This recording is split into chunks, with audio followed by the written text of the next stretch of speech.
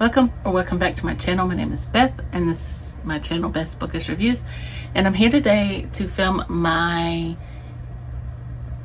March wrap-up. So I've only read 8 books this month, but sometimes that's the way it goes. So I have to put the first book on the screen over here. And I know that light's a little bit like shining, but I don't have a real big light in here. But the first book I read was Persuader. This is by Lee Child. It is a Reacher book, and I read this book to prepare for the series that was going to drop on Amazon Prime this month, and because that was the book they were taking this season from. A lot of differences. I will say I like the book better, but that's just the way it goes. So in the book, Reacher sees somebody that he thought was dead, and he calls it in as a favor to the 110th, and for them to run the license plate. And then he's approached by the FBI. 2 agents. I don't know if there's 2 or 3 in the book. I can't remember. Anyway, there's 5 stars. But they approach him because they want him to help them with a suspect they've got that they're looking into, and this, when he ran this plate number, it flagged them with their case. So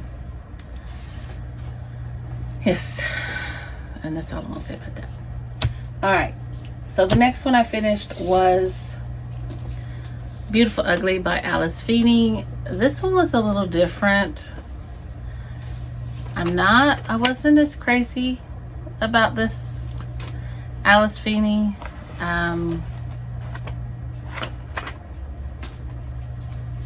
But you know, hey, a guy's wife goes missing, and on the night where he's just became a bestseller, his book just became a best-selling, and she's actually on the phone with him when she goes missing, and so he can't write now. He's having trouble. I'm trying to block that light but still have the light, but it's not helping. Okay, let me try to move it over. Maybe that helps a little. Nope, that's even worse. Okay. All right. So his agent sends him to this island. It's called Beautiful Ugly, to see if it can help revive him. And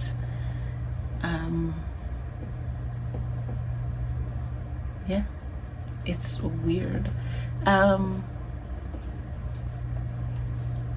The guy whose cabin he's staying in has recently died, and he was also a writer. There's talk that he had wrote a last book, but nobody knows where it is. So yeah, it was good. It just wasn't something that I had expected. Okay, so we'll put it that way. All right, then my next read, I'm turning my pages in my notebook as well so I can keep up with it. My next read was the next installment in the Armand Gamage series by Louise Penny, A Trick of the Light. Oh my goodness, I love this series so much. Peter and Clara Morrow, they are the couple. that have been in this since, I think they're involved in just about every book that, I mean, it's the same set of characters that are in Three Pines with Armand Gamache, but this centers around Clara,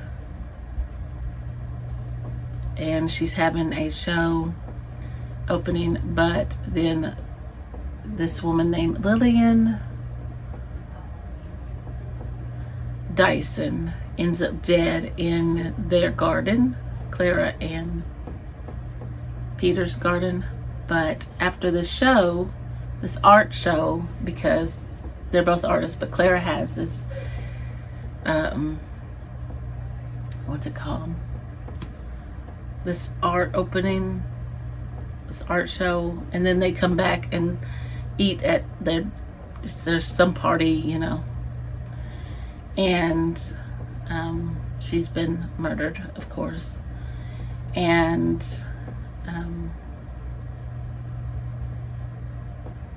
if you hear that flapping, I have my diamond painting sitting on the freezer and the air is blowing it, so it's fanning back and forth.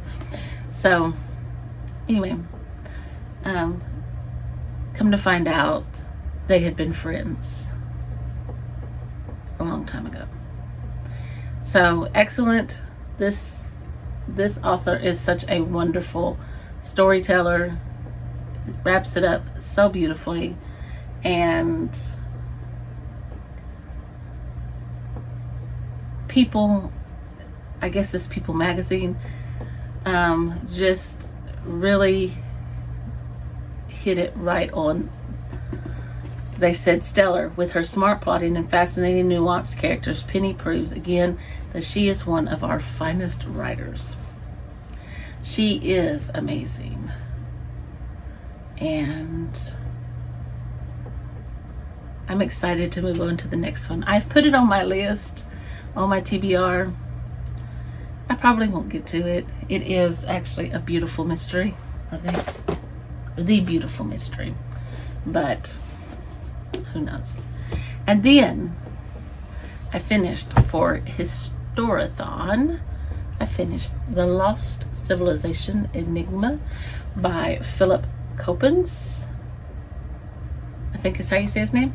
And this is about the argument that the world is older than it is, and there are more ancient civilizations than what was originally thought. And like the Bosnian pyramids, it says lost aspects of known culture such as the Bosnian pyramids, the fabled lost golden cities of South America and Amazon. And I was very fascinated. There was one, it's been a while since I read this part, but there was one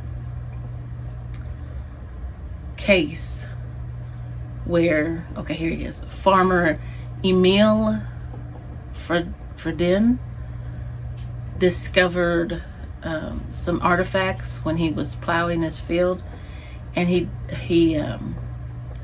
contacted somebody, and some of the archaeologists said they were fake, but they weren't. One person was, several people agreed with him, but then, some other well-known archaeologists were saying that they were not true. And I really enjoyed this, and I look forward to reading back through it and making some notes and highlighting it this summer and bringing it out in my classes next year. I also had a buddy read this month with a person who I'm her Patreon, and I was the Patreon of the month, so I was able to choose a book that she read, and I could buddy read with her one book, so I chose the same book, and I chose Prophet by Frank Peretti. And this is about a news station and that is a little corrupt, or suspected to be a little corrupt. And John Barrett is the news anchor, one of them. And the mayor is up for re-election, and John Barrett's dad is shown to be on TV in some of the opening pages, and he's prophesying, so to speak. He's trying to get across to the mayor that he needs to I wouldn't really say repent, but he needs to, well, pretty much that's what he was saying. But anyway, it was amazing. And he's he's caught when his dad dies. That's a spoiler, but anyway, the news anchorman's dad is killed, and he's sitting in his apartment, his condo, whatever you want to call it, because it's not, to me it doesn't seem like an apartment, but he can hear these voices and all these screams and cries, and he goes to his balcony, and he's standing there, and he says, somebody's got to call the cops. So he calls the cops, and then he calls his cameraman, and the cameraman comes out there, and the cops come down there, and he says, somebody's got to help him, and nobody else hears him but him. And so the cops think he was drinking. And so it was a very powerful book, and I just love Frank Peretti, and I can't wait to read another one by him. Then I finally read, excuse me, I didn't mean to yawn.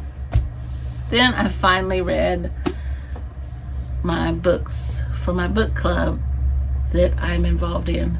Well, not my book club, but the one that I am a part of.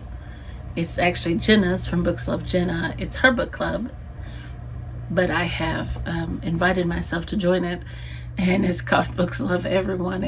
And one of the books was This Ordinary Stardust by Alan Townsend, and this is a nonfiction, and it's about his daughter and his wife both are diagnosed with brain cancer, different types of brain cancer, around the same time. And he has to care for both of them, and all while trying to still allow his wife some independence, because she's a very independent woman. And just the things that they're both scientists, him and his wife, they're just, and it's such a moving story, the way he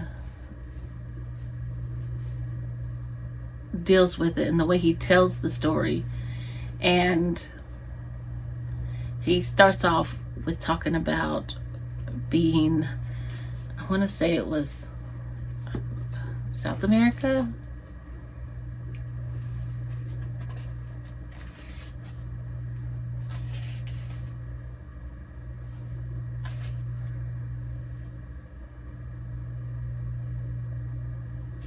I don't know where they were at, but they were shooting some tree leaves down.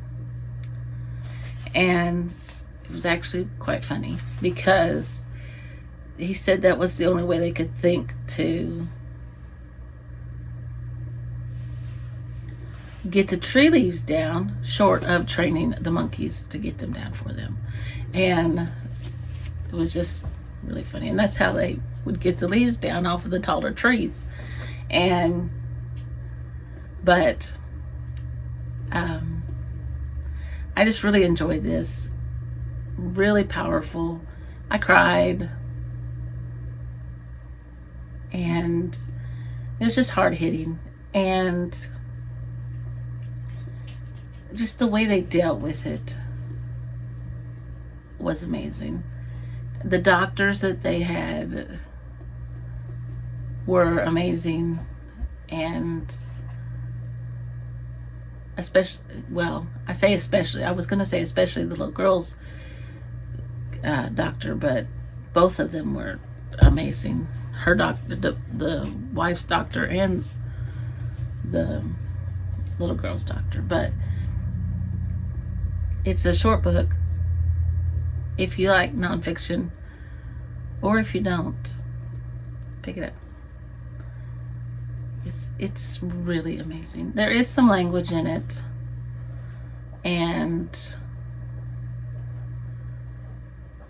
but you just, there's so much love in it. The love he has for his daughter, the love he has for his wife, and the love she has for him and her daughter. You know, they're just a wonderful little family, and I really enjoyed it. Then I picked up my other read for the book club, and that was MMK's The Ordinary Princess. And I read this in just a couple of hours, just in, you know, and this was what I thought was going to be my last read for the month. And it is the cutest little book. I love the writing. It is just, this little princess is born, and she is the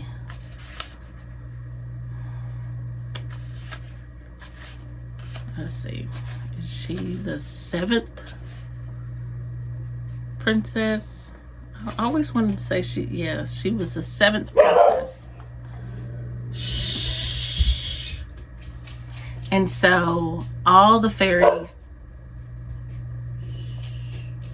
whatever they're called, the fairies are invited to her party, and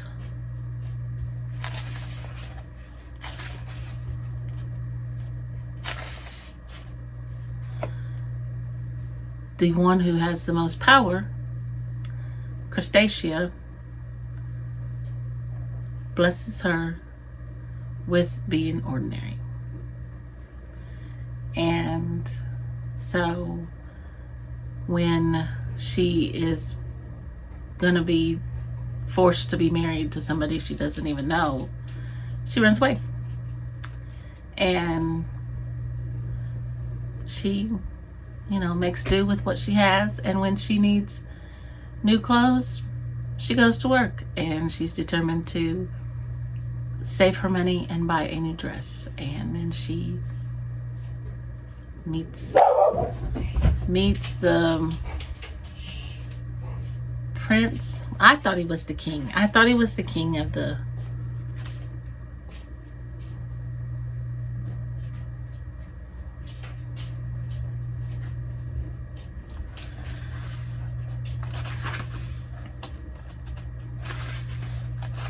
thought she met the king. Yes. So she meets the king, but she doesn't know he's the king. He's just known to her as man of all work, and she is Amy. So, beautiful little story. I loved it. MMK did a wonderful job.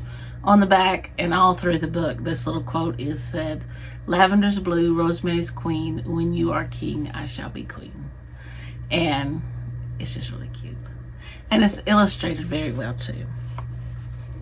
There's a little illustration.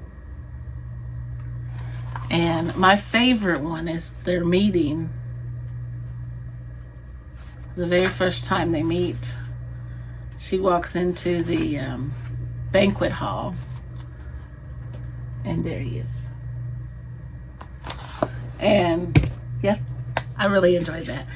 So the last one I read, I finished it last night, and it was Spectres in the Glass House by Jamie Jo Wright. Of course, it was 5 stars, and this is about Marion Arnold, and that was just always 2 timelines, and that was in 1921. And she's the heiress to her father's brewing empire, which went bankrupt. So all she's left with is the manor, the Malarian Manor, and the Butterfly House. And then she realizes there's a killer on the loose. Then in the present day, Remy has just acquired a job as a researcher assistant to a writer, and they're trying to figure out what, about Marion Arnold's life and the butterfly butcher. And yeah, it was really interesting. And of course, with Jamie Jo Wright, there's always a logical explanation to it. She has the supernatural feel in it, but she always turns it around that it's logical. And so, excellent book, excellent reading month this month, with the exception of the one by Alice Feeney. But I still enjoyed it. And so, if you enjoyed this video, I'll show you my stack. There it is. If you enjoyed this video, please give me a thumbs up and hit that subscribe button. And I'll see you in the next one.